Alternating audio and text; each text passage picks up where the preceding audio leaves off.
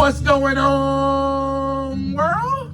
And welcome to Clearing the Wreckage Podcast. It's the voice and your host, Kareem A. Rashid. And once again, I don't know what you got going on. You could be getting on the toilet, or you could be getting off the toilet. Hell, for all I know, you could be wiping your tushy. But I know that I'm ready, and so I hope that you're ready to clear the wreckage. Yes, indeed. What's going on, my friends? What's going on, my peeps, my wreckage clearers? Yes, you already know what time it is. I done walked into the coffee shop. I got my drink. I sat down with you. I said, what's going on? How was your week? How was your week? And you're just like, man, I had a really good week, but I'm just kind of tired and stressed out because, you know, I've been participating in all this hoopla that's going on around. Man, and I'm just stressed out. You know, I feel a little guilty, because there are some things I can't afford to get everybody during this time of year.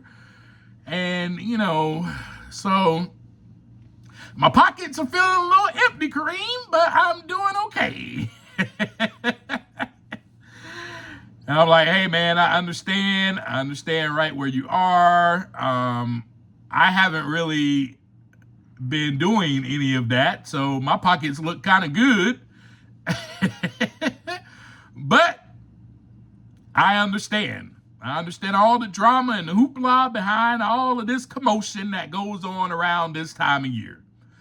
But I got a couple of questions for you before we even start having this conversation. Just some things I want you to think about. Are you still seeing yourself as a bad, evil person? Are you seeing yourself as a failure? Are you seeing yourself as not good enough? Are you seeing yourself as unsuccessful? Are you seeing yourself as a person that will never amount to anything? Oh man, I always wind up back here. I ask those questions because these are the questions I want you to ponder on while we have our conversation today. I also want to ask you, are you still doing things to yourself that are harmful? Whether it be harmful to your health physically, mentally, emotionally, or harmful spiritually. Just as I asked you last week, are you still staying down too long? Are you wallowing in self-pity? Are you still being a victim and blaming everyone else around you for how you feel and or your problems? These are just questions that I would like for you to ponder on as we talk about setting things right with ourselves today. That is going to be the conversation that we're going to have. I am going to share with you how that process looked for me so that you can have an idea of what it's like. I'm just simply sharing my journey for in that time frame back in 2016, 2017, how it looked for me to set things right with myself first. So let's do a little recap. You remember the past few episodes, you got to go through it to get to it. But two things are required, grace and humility. In that discussion, I emphasize with you how I received grace from my mentor, how I received it from God, and how I had to give myself grace, which then fostered about humility, becoming the right size. Not too big, not too small, but just right. Not that mini Snickers bar or the king size, but the regular size Snickers bar. And according to the Snickers brand, what's their slogan? You're hungry? Eat a Snickers. So when you see an advertisement like that, what do you think they're getting at? Well, this is what I think they're getting at. They're saying this: the regular size Snickers bar should be satisfactory. We made this Snickers bar just the right size to satisfy your hunger. Ooh, boy, I'm about to start preaching, boy. We made this Snickers bar just the right size to satisfy your hunger. This should be enough. This is enough. This is more than enough to satisfy your hunger and hold you over until dinner.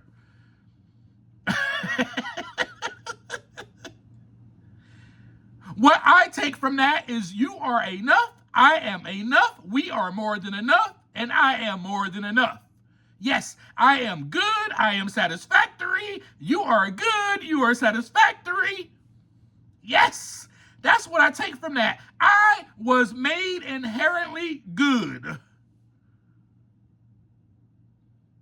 I was made just the right size. Then we also discussed last week, okay, how now we're finally growing. Okay, there's some growth happening because we finally realized how much we harmed others, and the person we harmed the most, though, was ourselves. So we finally talked about that because, hey, I realized, hey, man, I've hurt myself physically, mentally, emotionally, and spiritually. You know, we talked about becoming aligned, with our full selves, mind, body, and spirit. And this was the process of me going through it in order to get to it. In order to get to all this, I had to go through so much. But I was finally getting there. I had finally got to this point. I had finally grew up a little bit more. And grace and humility was able to foster that. Grace and humility was able to foster me seeing myself with the accurate lens, with the right eyes. So let me first just say why it is important. Why myself, you may ask? Why do I need to set things right with myself, make amends with myself when I need to go and make amends to other people, don't I? I need to ask for their forgiveness. I need to apologize to them because I hurt them so much. Well, you can't go to them, as I discussed last week with you. Can't go to them first without addressing your issues, your internal issues that you have with yourself. Maybe the ones as seeing yourself as a bad person, seeing yourself as a failure, seeing yourself as someone who always winds up here, seeing yourself as a person who can't get right. Call me can't get right. Or just calling yourself those names whenever you make a mistake, as we talked about last week. Oh, man, I'm such an idiot. Oh, I'm stupid. Oh, I'm always going to be a failure. I'm a failure, this and that. And you're calling yourself those names, but I guarantee you won't be calling a loved one those names when they make a mistake. You will probably be showing them grace, the very grace that God has been showing you all of your life. You would probably extend that to them. And you would probably most likely tell them that everything is okay. That is not who you are. You are smart. You are not a failure. You are not dumb. You are not an idiot. Do not call yourself that. Because I do it. Even when I hear somebody call themselves that when they make a mistake. I'm around a loved one and they make a mistake and they say out loud, oh man, I'm such an idiot. I go, don't call yourself that. So why would you say that to someone else, but you can't do it to yourself? So no, you got to do this to yourself first. You got to set things right with yourself first. You got to. You can't be looking at other people and going, hey, don't say that. Well, and you're still calling yourself an idiot? It doesn't work that way. Uh-uh. You cannot give somebody else what you don't give to yourself. So first, we got to give to ourselves. So making amends to myself was critical. It was a critical foundation. It's the foundation. I have to start here.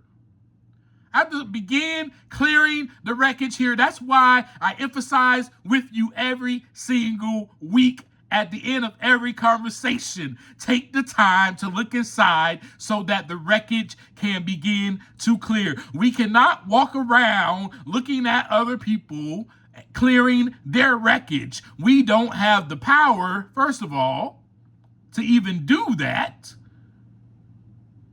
And secondly, we have to start with ourselves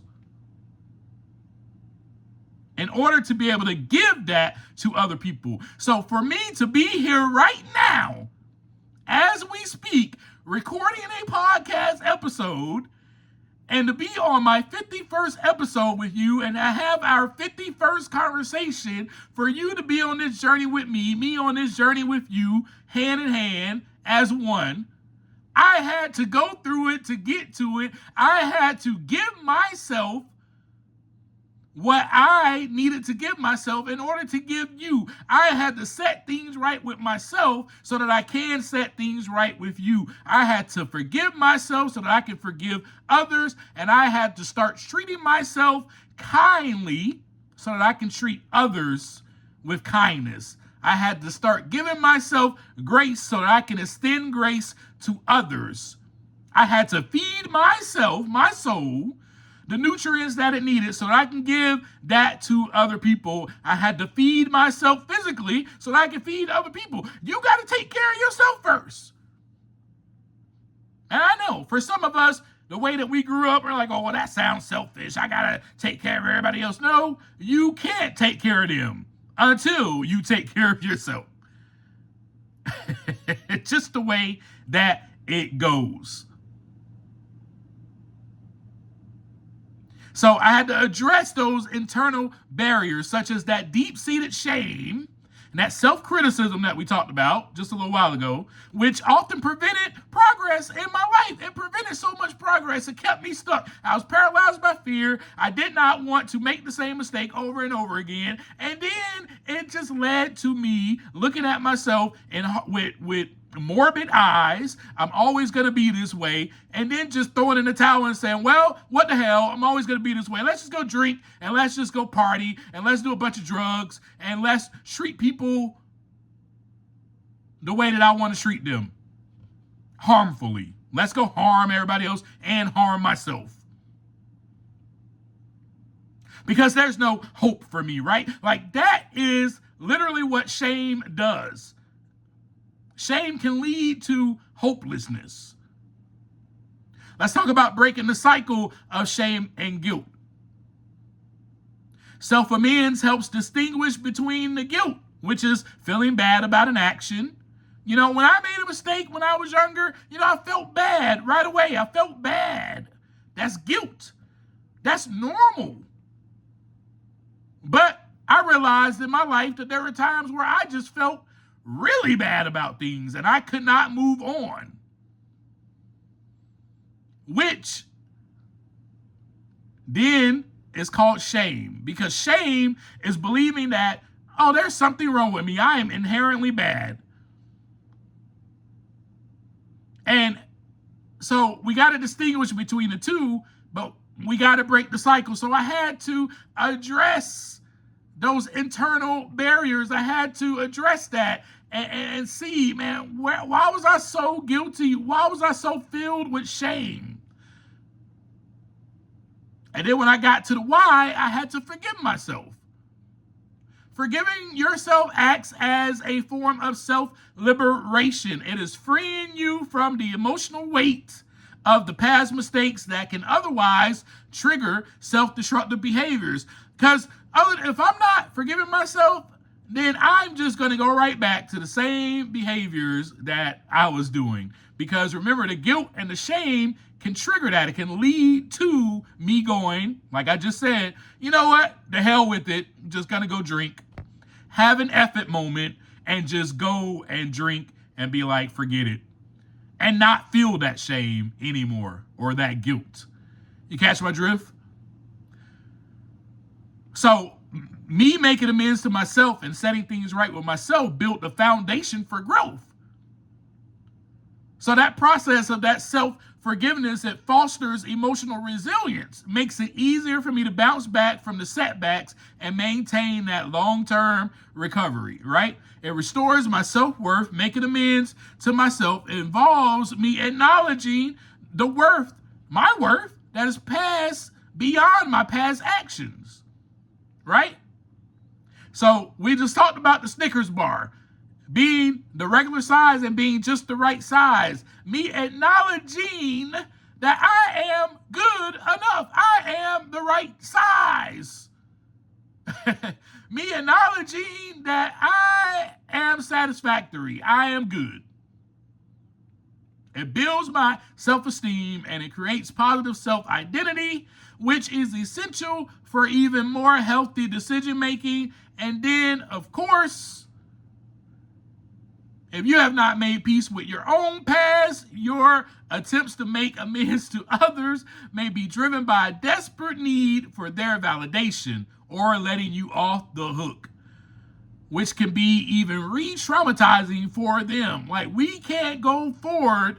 We cannot move forward. We can't go and start, oh, well, I just want to say I'm sorry to this person. Remember, we had that discussion, right? So I'm going to talk to you about how it was for me, how that process was for me, and how it looked, and how it all happened. So me setting things right with myself entailed me seeing myself first with the right eyes, and then, of course, later on, being able to forgive myself. How did this happen, you may ask? Well, remember that I was given grace. Let's sit right there for a moment. Let's sit right there. I was given grace. And remember, that grace came from a few places. It came from my mentor as I was sitting there sharing the exact nature of my wrongs to him. I was receiving grace. It also was there already in place by God because God used him to show me grace and extend it. But the grace had already been there and was always there. God has always viewed me in the same manner since before I was even formed in the womb, as an extension of God thyself. Yes, don't let me start preaching up in here. God is perfect. No matter what you think about God, how you view God, I'm going to tell you who God is right now. I'm going to speak on behalf of God. And you can go, well, Kareem, that's blasphemy, or you're not allowed to do that. I don't care what you say. God is perfect. So therefore I am. Shall I repeat that for you? God is perfect, so therefore I am. God is perfect, so therefore, add yourself in, you are. But this is how it happened for me, especially from God's point of view, right? This is how it happened for me. For I am God's child. Now, my viewpoint or my perception of myself could easily be tainted, and you know that it was. As you know, I have shared the story with you. I did not see myself in that way. I did not see myself in the way that God saw me. I thought I was a wreck. I was unworthy and I was deserving of punishment. I just shared with you on the last episode how I used to self-mutilate myself because I was the one that deserved harm and punishment for any mistake that I made. I am not worth even getting up. I fell down. I might as well just stay here. It's not worth it. Because I'm going to end up making the same mistake again and again and again. I was hopeless. This is how I lived my life, my entire life was based on fear which led to hopelessness, was based on guilt and shame, which led to fear, which led to hopelessness. Of course, my viewpoint or my perception or my self-identity was tainted.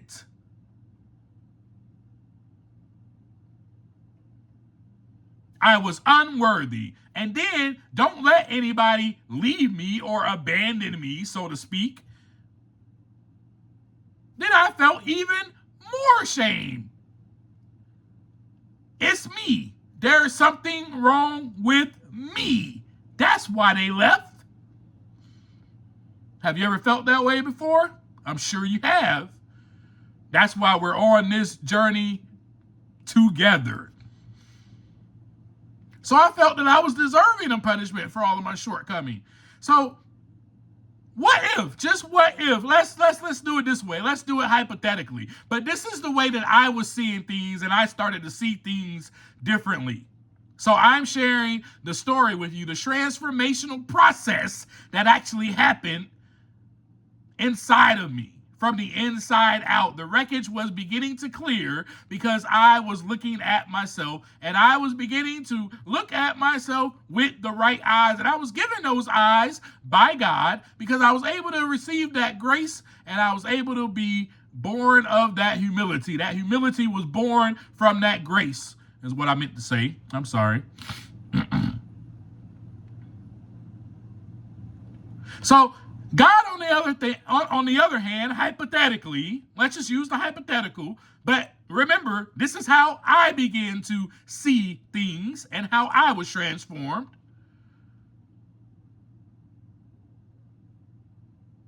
As you can see from my story and my journey, just at the mere fact that I am still here is grace. But God has always seen me the same way. God's perfect little child. Yes, my child is going to go the wrong way sometimes. And when that happens, I will be there to cover him with grace and gentleness and simply instruct and or guide him. And my son will also be covered under my protection because that is my child.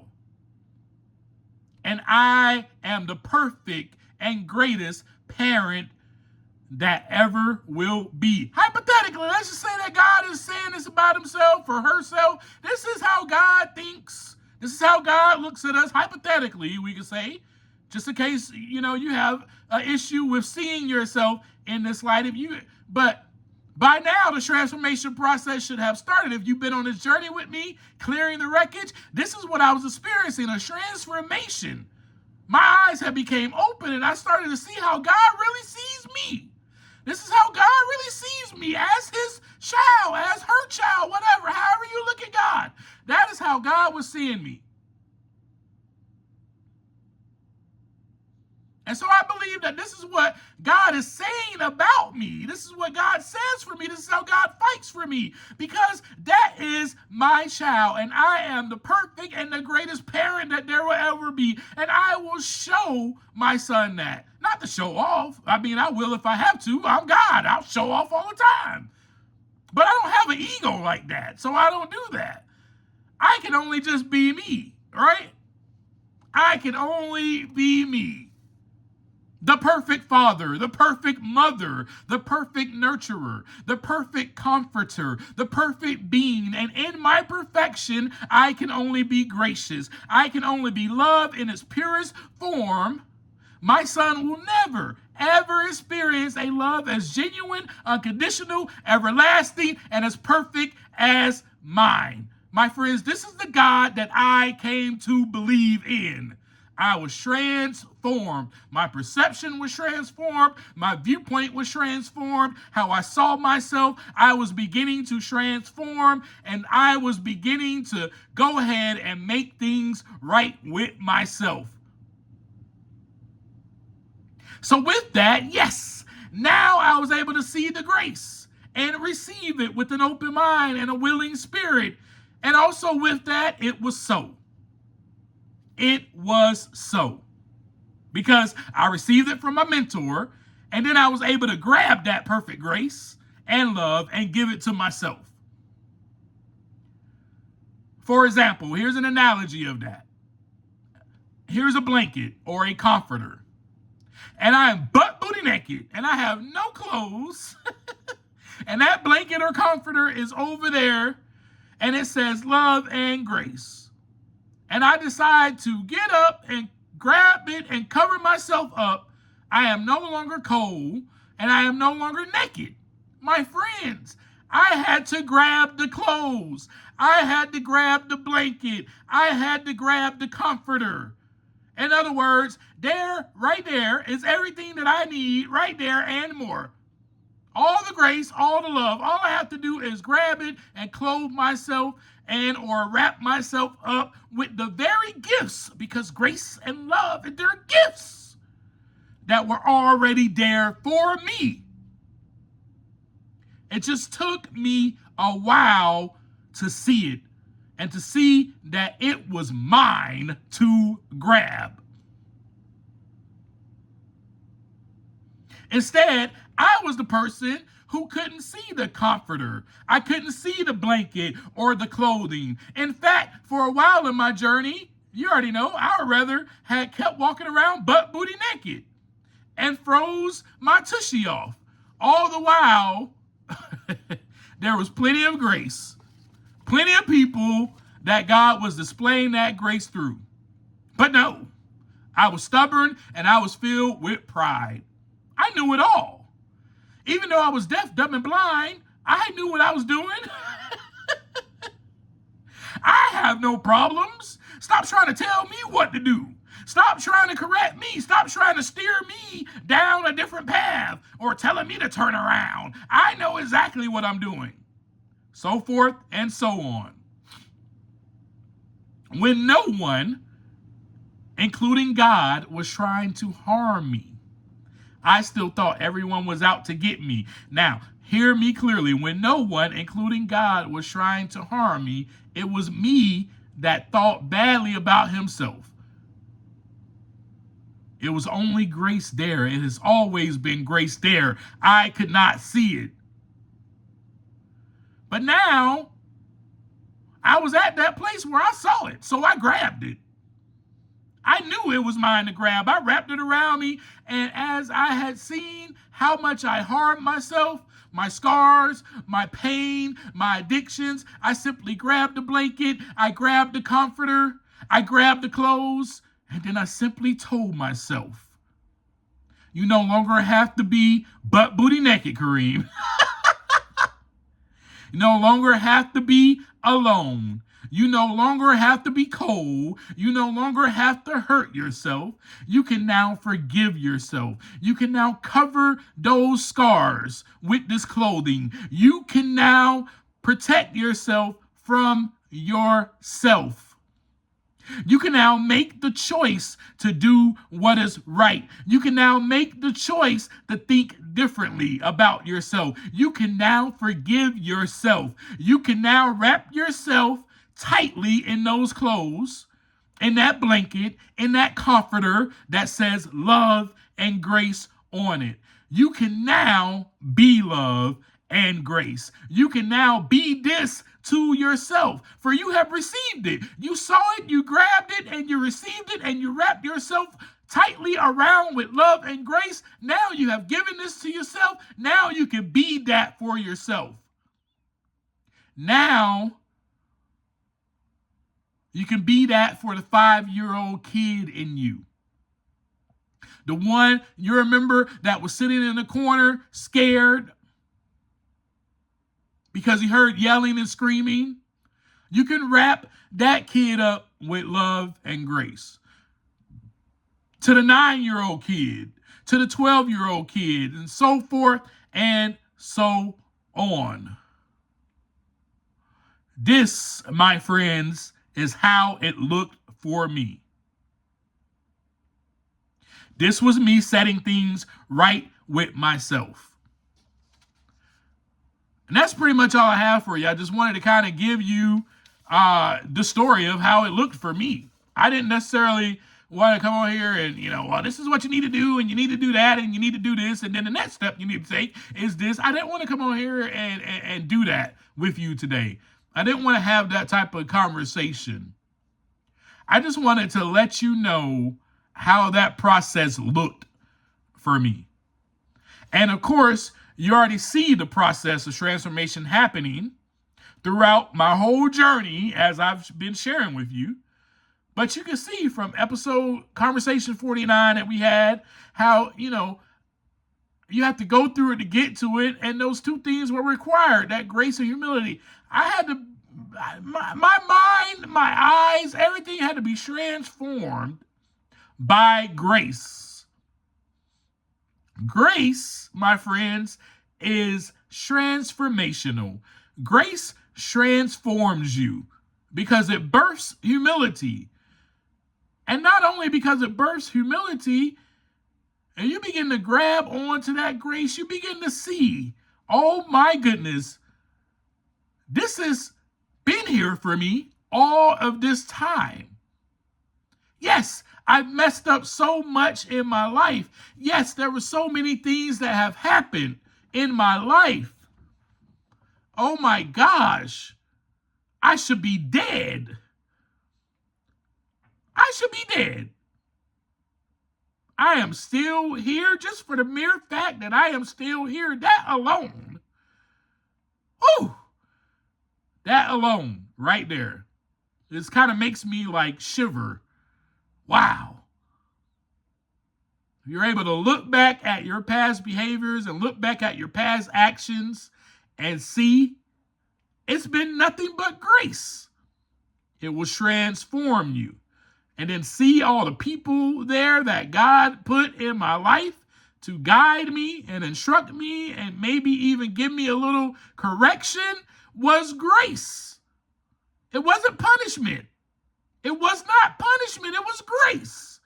You start to see things a little bit differently. And that is what happened with me. I started to see myself with the right eyes, started to realize that, man, I am God's child. Oh my goodness, I am so loved eternally, and I am covered with protection and grace. So that's pretty much all I got for you today. Some of the questions that I asked you, I want you to be pondering on that. And here's some more questions I got for you. So also tonight, before you go to bed, just ask yourself those questions. Remember, are you still seeing yourself as bad or an evil person, or as inherently bad, or as a failure, or as someone who just can't do what's right, just can't get right? Can't get right. Are you still doing things to yourself that is harmful, whether it be harmful to your health physically, mentally, harmful emotionally, or harmful spiritually? Are you staying down too long? Are you wallowing in self-pity? Are you paralyzed by fear? Do you feel that you deserve punishment? Before you go to bed tonight, ask yourself these questions. Then I want you to take a look around. Take a look at your life and your decisions. Take a look at your past life and see if those questions that you're asking yourself, if it's a yes to that. That's how I want you to do it. Ask yourself those questions and look back and go, oh man, yeah, I have been kind of staying down. Oh man, I have been wallowing in self-pity. I do see myself as this way. Where did that happen to where my perception or my identity of myself became tainted? My viewpoint of myself became tainted. Was it because I got my butt whooped when I made a mistake? And I started to see myself as just this bad guy, this bad kid that I could not do anything right. Was it that? Or was it because, I failed the fifth grade? I don't know how in the world I failed the fifth grade, but I failed it. And I could not get past to the sixth grade to go to middle school. And from that point on, as a 9, 10-year-old kid, I felt shameful. Is it that? I don't know what it is for you, but I ask that you please take a look around and take a look at your life and your past actions, your past decisions, and then ask yourself, have I made decisions out of fear? Have I made decisions from a lack of self-worth? Have I been good to myself? Really? All around good? Am I speaking to myself harmfully? And we discussed this last week. Am I calling myself stupid or dumb or an idiot or a failure when I make a mistake? And if you answer yes to any of these questions, I challenge you to go for a walk in nature and look around. And I want you to see, really be observant. And I want you to look at the trees, the leaves, the bark, the roots, the limbs. And I want you to look at the creatures if you see any. I'm pretty sure maybe you'll see some birds. If you see some birds, I want you to ask yourself, does the bird have everything it needs and more? Does the bird not go after what is rightfully theirs? Does the tree not get its leaves back in the spring? New, vibrant leaves. Does its root not grow deeper in the ground when it needs to? Does the bird not migrate when it's cold? Then I want you to ask yourself, are these creatures or creation not worthy? Are they not worthy to be here? Are they not worthy to have everything they need and more? Is this pine cedar not worthy to be the tallest cedar? Is it not worthy to stand firm in the ground and continue to grow and be here for thousands of years? Or is it not worthy to produce fruit? Is this apple tree not worthy to produce apples? I want you to ask yourself these questions while you are on your walk in nature. And I want you to be real and look inside. Then go ahead and grab that ever so present grace. The same grace that the birds, the trees, and all the creatures of the earth bask in every single day. The bird is flying across from tree to tree, limb to limb, basking in the grace, realizing that these trees were put here for him or her as a bird, so that I can build my nest, so that I can go down to the ground and grab some food and bring it back up here for my kiddos. Wow, what a marvelous gift, the bird says, as it wakes up in the morning and starts chirping and praising God. That bird is not saying anything bad about itself. That bird is not saying, oh, that's the wrong way, you dummy. You're not supposed to fly the wrong way. That bird isn't saying that. I guarantee you. No, I'm not the bird whisperer. And maybe I do not know what the bird is thinking or saying, but I guarantee you the bird is not even thinking of itself in a bad light or a bad manner. The bird has no tainted point of view or perception about itself. All the bird knows is, I am a bird. And I am a beautiful bird. I have all of these colors on me. And I get to procreate and make other birds. And we get to fly around this earth and bask in the grace that has been already there, ever so present and given to me. I can build my nest in this tree. I can go down to the earth and get food. I can go to the ocean and dive in there and grab food.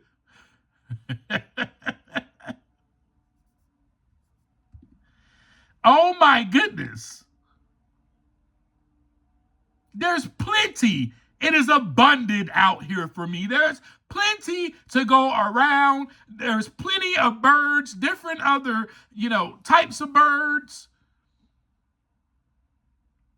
But I love being this kind of bird because this is the way that I was created. And I am perfect just the way that I am. Whoo, boy. I want you to grab onto that grace. And if you can't grab onto it, I want you to borrow mine for now. That's why I said borrow that grace that the birds and the trees and all the creatures of the earth bask in every single day. Just borrow it. And then try to hold on to it. As I always leave you, take some time to look inside so that the wreckage can begin to clear. Until next time, peace.